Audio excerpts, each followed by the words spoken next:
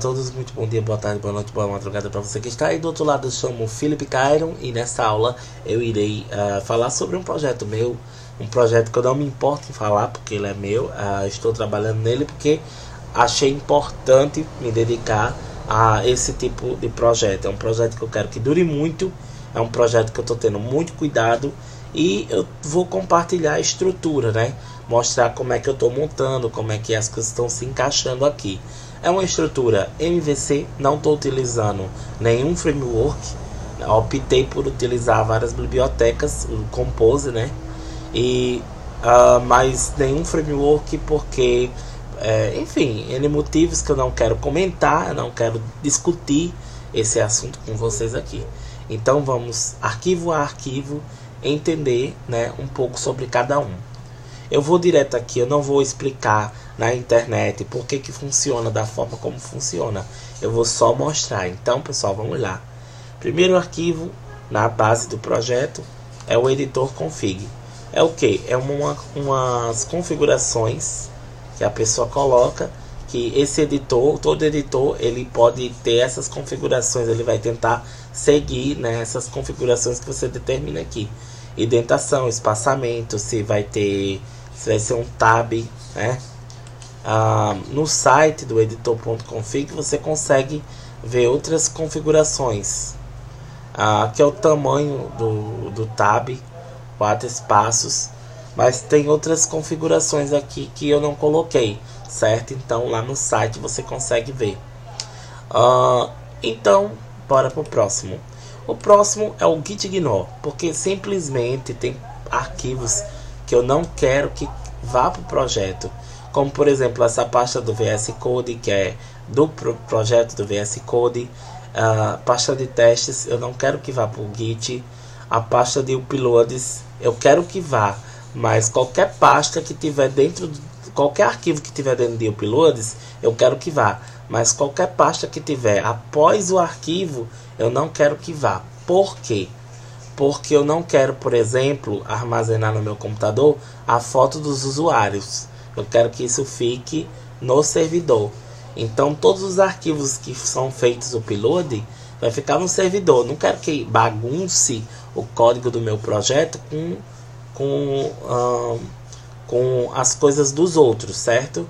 Isso aqui é uma questão até assim temporária, porque eu posso escolher uma API para receber arquivos dos meus clientes e integrar com o meu sistema. Lógico, seria um serviço pago, mas em prol de que?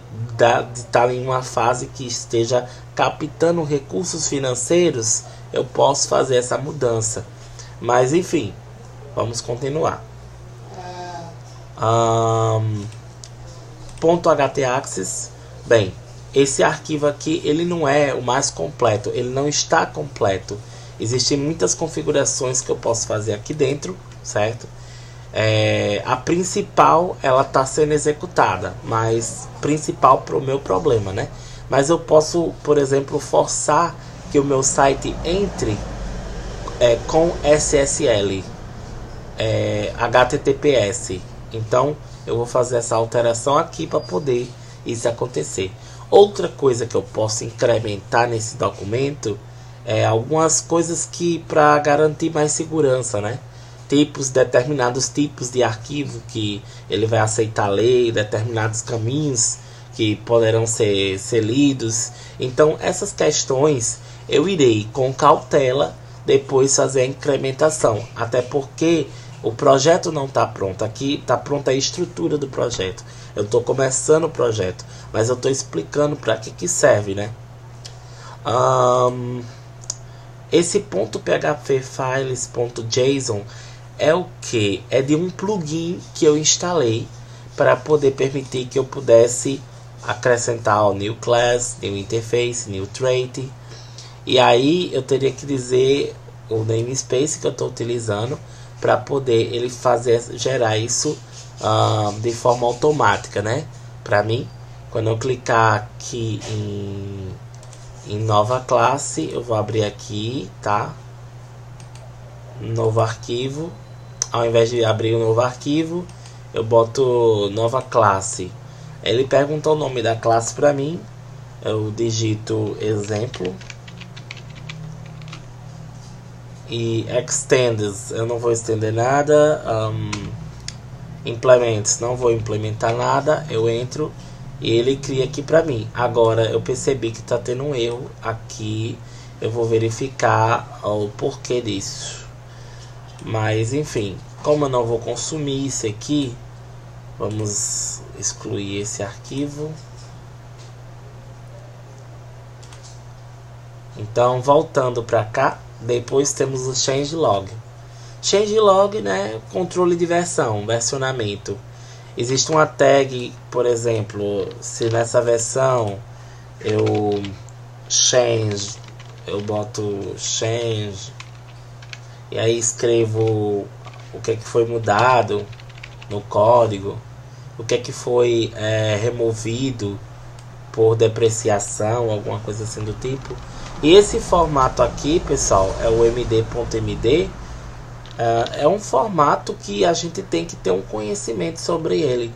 Olha que bacana, eu posso aqui abrir uma visualização. Deixa eu ver aqui. Abrir visualização. Você tem como fazer uma pré-visualização do seu arquivo. Então, ó que bacana. Você consegue visualizar o arquivo se ele tiver formatado de acordo com, né? Você consegue ter essa visão. Composer.json, eu coloquei aqui, né, o name, descrição, as palavras-chave, o autor, suporte, o que é que eu estou utilizando. Essas são todas as bibliotecas que eu estou utilizando. Mas fica difícil porque não sei o que, bababá. Eu preparei uma seção aqui de documento que tem tudo explicado bem direitinho, seção por seção, o que é o projeto e tal. Aí eu estou requerendo, né, o PHP Unity para fazer os testes, autoload PSR4, a minha pasta app em PSR4 e o SBase, aqui é o nome de atalho, tá, pessoal?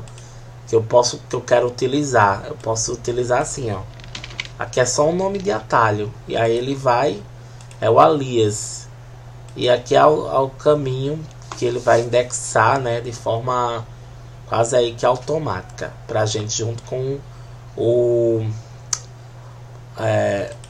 junto aí com o autoload. Tinha me esquecido o nome, tá? Às vezes me dá essas coisas. Enfim, vamos continuar. Composer.lock, todo mundo tá cansado de saber, gerado, né? Eu preferi também não fazer o index, não colocar lá pro GitHub, pro repositório. O index é a iniciação da aplicação. Então aqui eu inicio sempre com o autoload. E aqui são os meus headers e as minhas rotas que eu estou utilizando para poder iniciar minhas rotas e iniciar minha aplicação.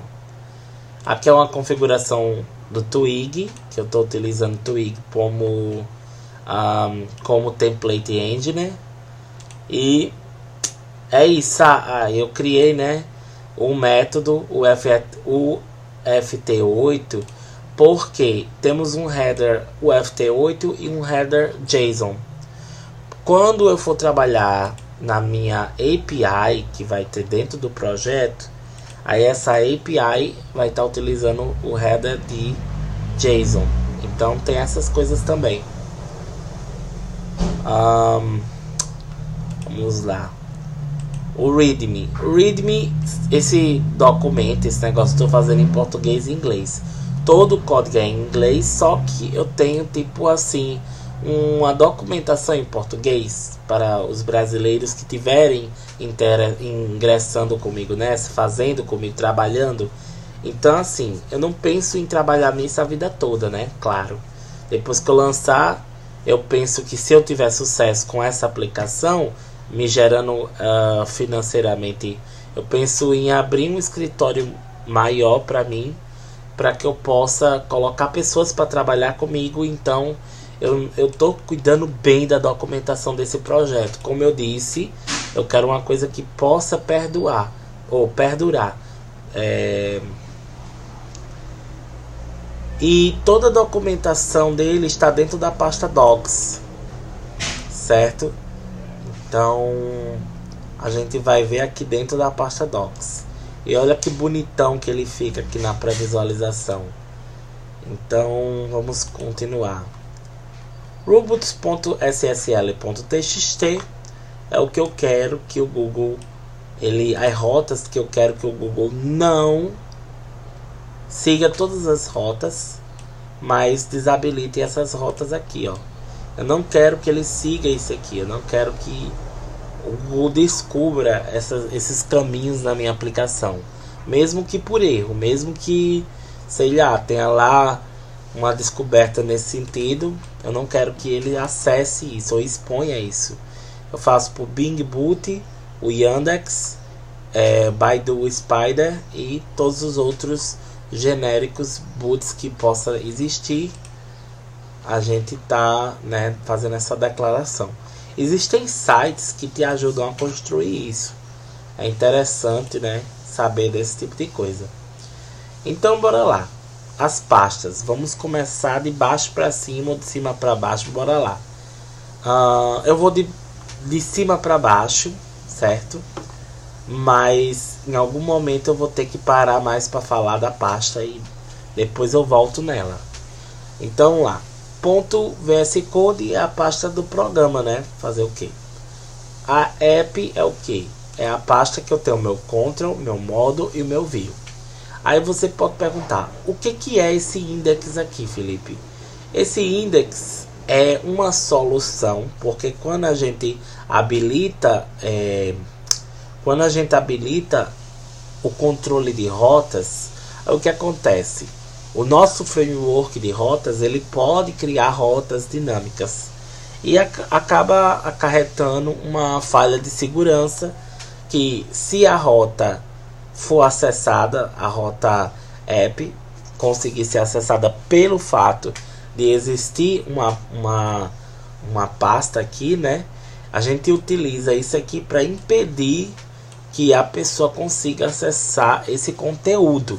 Porém, lógico, você pode determinar algumas coisas no nosso .htaccess para melhorar essa segurança.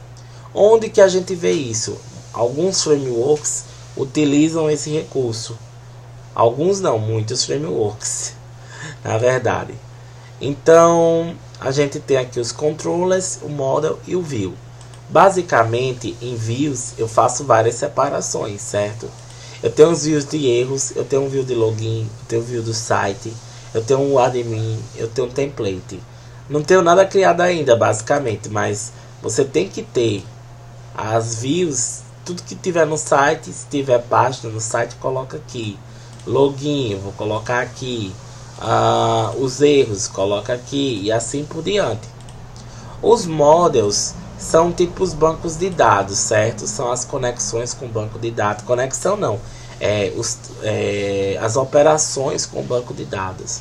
Como eu já vou estar utilizando um ORM, meio que vai ser simples ordenar isso aqui. Eu não vou ter que criar classe nem nada. Mas eu posso sim criar uma classe, porque como eu estou fazendo orientado a objetos, eu vou sim criar as minhas classes para incluir os objetos, a chamada desse banco que já foi criado, pensado em orientado ao objeto. Então é uma coisa assim, as bibliotecas de terceiro, muitas delas já é orientada a objeto. Então eu às vezes encapsulo para poder utilizar aqui no meu código, sem usá-los de forma direta, né? Utilizar dentro de uma função. Então bora lá. E os controllers são tipo a lógica de como as coisas acontecem, né? Então, se ele acessar a página home, por exemplo, eu vou ter aqui o meu header que eu estou puxando, e aí eu tenho a classe home. Isso é como funciona a minha rota. Eu tenho uma classe com conteúdo e nesse conteúdo eu faço multiplicação, divisão, eu calculo, eu faço o que eu quiser aqui, coloco tudo dentro de um array, que eu vou levar os dados desse array para a minha rota. E como eu estou fazendo de forma, como eu estou colocando aqui também idiomas, né, que eu vou já chegar nessa parte, eu fiz uma constante. Essa constante ela me retorna vários dados, vários diálogos, digamos assim, né, que eu vou inserir no meu sistema. Eu estou construindo esses diálogos, mas vários deles já está pronto. Tem um bom catálogo de diálogo pronto já, e eu vou mostrar isso para vocês já já. Então, além de tudo, estou querendo que esse sistema ele seja universal, eu possa traduzir ele para vários idiomas. Então, assim, controles, né, kit básico, controle, mod e view. Aqui é onde tudo vai acontecer. Todas as classes criadas que eu fiz ou que eu criar no meu SRC, na minha pasta de código fonte, eu vou estar utilizando aqui para renderizar na view. Então, bora para outra pasta, que é a de documento. Essa pasta de documento, eu estou fazendo, como eu falei mesmo, em inglês e em português, certo? E o que são esses documentos? Esses documentos, ele tem o README, que é a estrutura do projeto e tal. Fala sobre cada pasta, né? Explicando os índices do projeto, o índice dessa estrutura.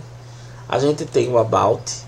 O About é as dores do problema, os objetivos do projeto, as causas, como isso tem me afetado, como resolver o problema, como eu vou capturar valor, as premissas validadas, por que vai funcionar, por que acreditar e a visão geral do projeto. Eu posso mudar o nome do projeto. Inicialmente ele está com esse nome, mas não significa que eu vou manter esse nome. É só um nome que eu estou dando muito singelo, mas que pode mudar de nome, certo? Aqui os domains, que é o que? O domínio do projeto, o subdomínio do projeto, o genérico. Eu ainda vou estender esse documento, porque ele não foi bem pensado em todas as coisas que eu vou ter que fazer no projeto. Mas ele foi pensado no todo. Por exemplo, aqui em Payments eu abstraio essa ideia com as classes que eu vou querer criar, certo? Check Payments, Alert Payments, Invoices, Historic Payments e Suspend. Só que isso aqui na verdade são pequenos programas, que dentro desses programas a gente vai ter pequenas pastas, melhor dizer, né? Dentro dessas pastas a gente vai ter tipo 3, 4, 5 códigos para fazer acontecer isso aqui, né?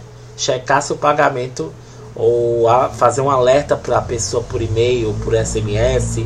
Então é complicado, né? Mas tô bem consciente do que eu vou fazer. Então a filosofia de projeto, né? O que é que se mais uma pessoa se juntar a mim para desenvolver esse projeto, eu tenho aqui tipo uma filosofia que começa no link do Clean Code e segue com as coisas mais importantes, tipo procurar resolver os problemas usando padrões de projeto, né?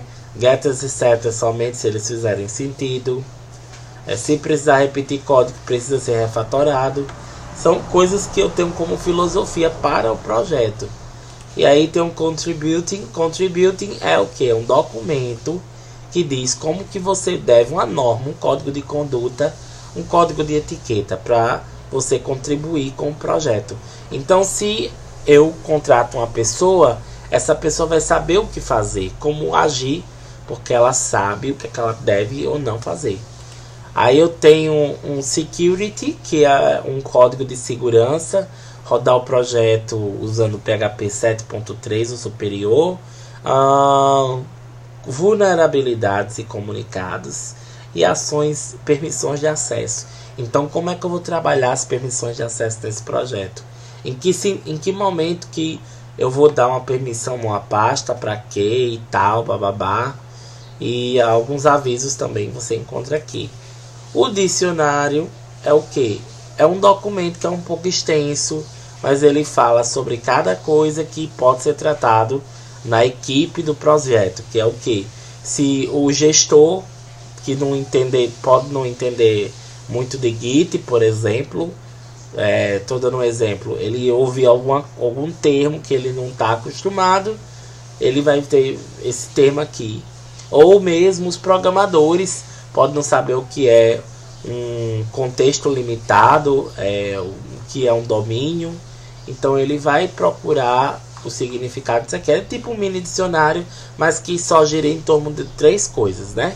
DDD, Scrum e Git. Que é só mesmo assim, uma coisa ali extra.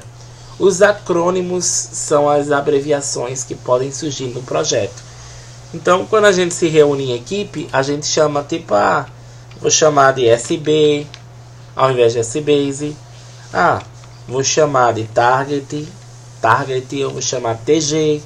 Então, toda vida que aparecer uma abreviação dentro da equipe, um apelido, que isso acontece muito acontecer, é colocado aqui para que outras pessoas que possam estar embarcando nesse projeto se inteirem e saibam o que está acontecendo. Libraries é o que?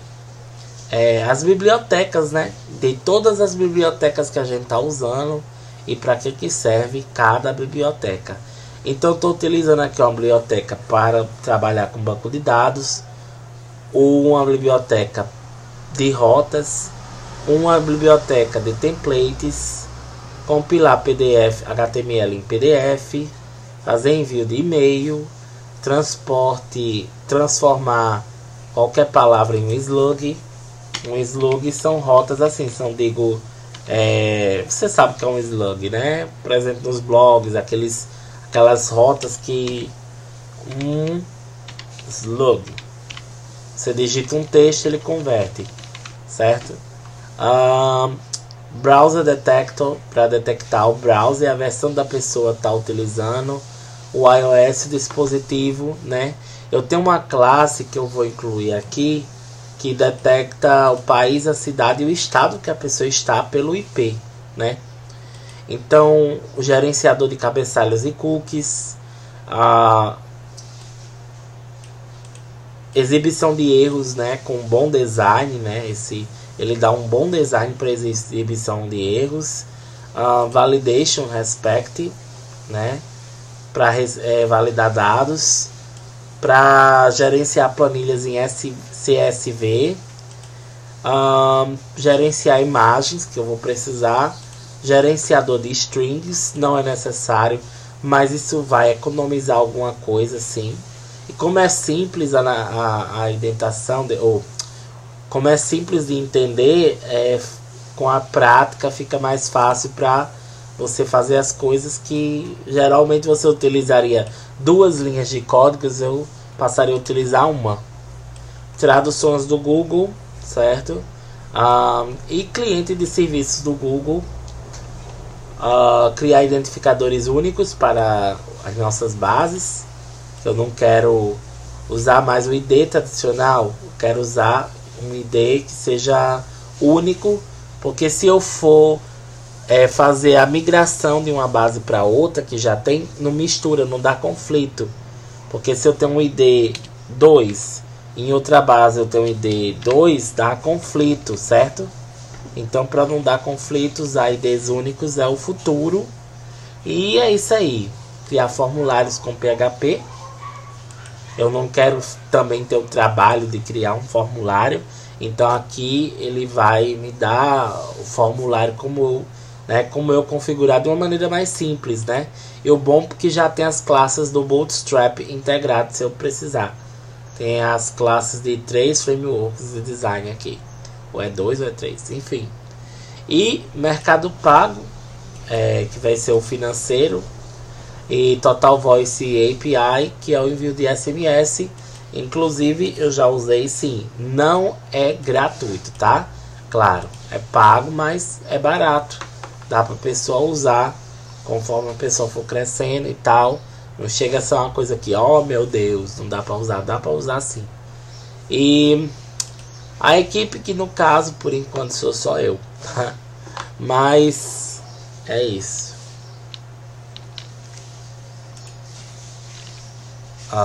E a mesma coisa que eu tenho aqui pro português, eu tenho pro inglês. Tem uma parte extra aqui, que nessa parte extra, vou abrir o PDF assim, é outro plugin que eu instalei aqui para você poder visualizar o PDF, certo?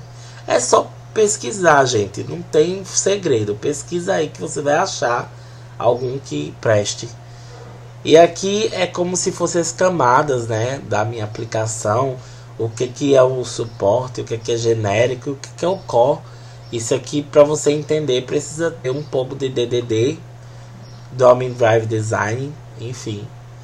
E aqui como é que eu vou montar a minha guia. Então a Migration, banco de dados, eu envio essa informação para o parsing, que vai fazer o que? Vai formatar esses dados para me montar a minha tabela de dados aqui de dados captados, certo? E aí eu posso exportar esses dados, que vai ser a classe responsável por fazer a exportação, e o importar, que é trazer de dados para colocar aqui, certo? Enfim, aqui eu não trabalhei muito, né, nesses gráficos, mas eu já expliquei tanta coisa do processo, do que é, do que se trata. E conforme eu for desenvolvendo, eu vou criando outros recursos de documentação, certo? Caso de uso, essas coisas. Tem algumas coisas que eu não estou com paciência para fazer agora, mas que eu vou fazer sim, deixar bem bonitão. Eu coloquei uma hashtag aqui para não ficar entre os idiomas, né? Ficar acima, só para deixar organizado. E aqui e-mails vai ser tipo assim. E-mails, como eu vou estar utilizando o sistema de linguagem, os e-mails em português eu vou deixar aqui. E se tiver e-mails, se eu chegar a trabalhar com outras línguas, eu vou botar os modelos de e-mails em inglês ou em outras línguas por aqui, certo? Public vai ser o que? Public é HTML, CSS, JavaScript e... eu não coloquei nada ainda, mas CSS, JavaScript, imagem, né? O CRC é o código fonte do meu projeto. Então, do mesmo jeito que eu mostrei a vocês naquele gráfico, eu dividi meu projeto em Core, Generic e Support. Então, em Core, eu tenho o que é básico para o sistema funcionar, o que é mais importante para que ele funcione. Em Generic, eu tenho sistemas genéricos, tipo exportar, históricos, importar, login, log, middleware. São coisas que eu posso contratar pessoas para fazer. São coisas que eu posso gerenciar. Eu posso fazer, tipo assim, não necessariamente eu desenvolver. Suporte são sistemas que precisam de um certo cuidado, certo? Payment, sistema de pagamento, precisa de um cuidado. Eu vou ter um método para alertar o pessoal, checar os pagamentos, criar o histórico de pagamentos, gerar os invoices, que são... eu me esqueci agora o que é invoice em português. Enfim, e suspender as contas que tiverem em atraso demais, né, tiverem ultrapassado a regra de negócio. Aqui é a pasta de uploads, que vai ser o sistema de uploads, como ele vai funcionar. Como esse sistema é um pouco complexo, eu coloquei ele em suporte, porque ele vai ser por cliente, então coloquei em suporte. Aqui é a pasta de testes, que eu vou colocar os arquivos para fazer teste. As traduções, certo? Vou fechar aqui. As traduções, cada arquivo de tradução pt.br é uma constante, certo? Que armazena. Eu botei uma constante porque eu não quero que esses dados eles sejam substituídos. Então é uma constante com mensagens já prontas, já definidas, só para mim utilizar essas tags aqui e substituir no meu arquivo. Então tem muita coisa já assim, né, que eu tenho escrito. E o uploads vai ser a pasta que eu vou armazenar os meus arquivos de upload. Em SRC, o uploads é somente o sistema, certo? Então tem isso.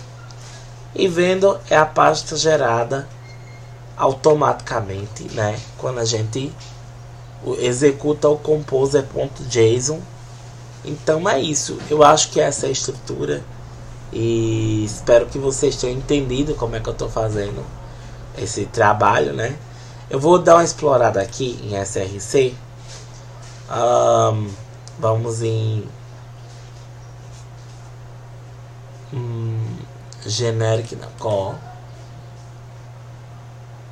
kernel.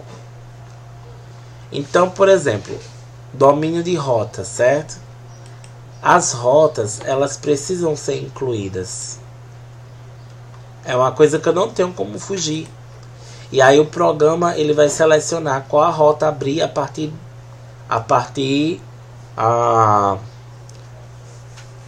disso. Qual rota abrir a partir do que eu estou colocando aqui. Mas é uma coisa que eu não tenho como fugir disso, certo? O header é o que? Eu vou incluir essa função aqui. Eu vou incluir uma função de HTTP para permitir put e delete. Vou incluir uma seção.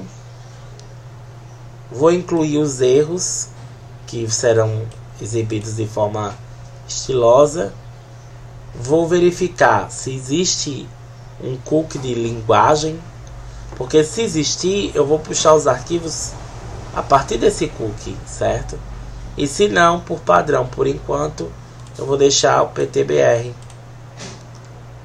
Vou incluir um header, que é o que? Display erro 0, set locate. Estou deixando por padrão o local de onde eu estou operando e tal. Estou puxando o HTTP, o session, os erros e o lang, linguagem, né? E aí eu tenho o nosso FT8 e o nosso JSON. Então, ao invés de repetir o código, né, eu estou me aproveitando da estrutura pronta. Estou puxando toda a estrutura de header dentro aqui. É um procedural, mas é um procedural organizado. Tá. Orientação a objeto para valer mesmo. Vai estar dentro das pastas, das outras pastas, que aqui é uma orientação a objeto. Eu consigo, né, modularizar isso aqui. Eu poderia separar por arquivos para fazer? Poderia. Mas é um header, né? Não vai mudar mais. Isso aqui vai permanecer desse jeito. Então, como eu não vou mudar mais esse arquivo, eu não preciso mais incluir nada nele, certo? Eu não posso chamar mais nenhuma biblioteca nele. Esse é o princípio, que ela é imutável. Eu não vou mais mudar esse arquivo. É um arquivo que ficou longo? Ficou. Mas tem uma função, tem um motivo, né? Ele é único e ele não vai ser mudado durante o projeto inteiro. Então, quando eu for aplicar o meu sistema de log, eu irei fazer o que aqui no vai ser fora, né, em generic logs, e vai aqui tá os meus arquivos de log.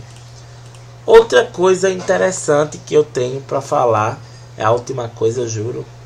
Se você chegou aqui, parabéns. Ficou longo a aula, mas foi o jeito. No way.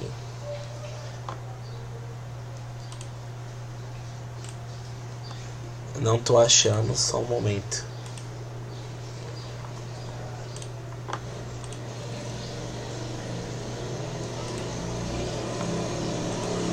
Outra coisa interessante é vocês estudarem Design Partner. Por quê? A gente, por exemplo, tem essas classes, né?